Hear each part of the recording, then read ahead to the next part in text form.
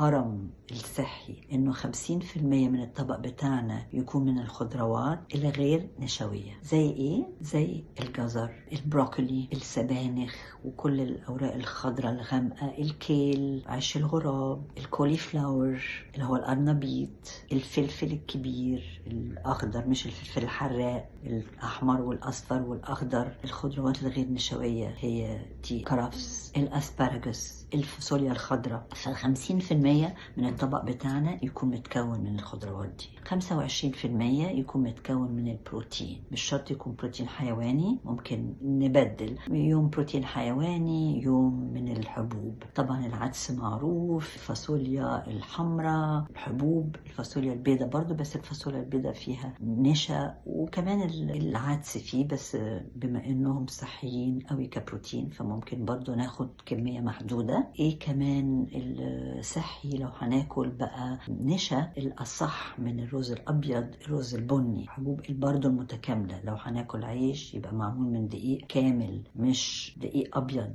كينوا، الفريك، البرغل، كل الحاجات دي بتظبط كمان السكر، نسبة السكر في الجسم، وبتقلل الكوليسترول. الواحد بيحس نفسه أنشط.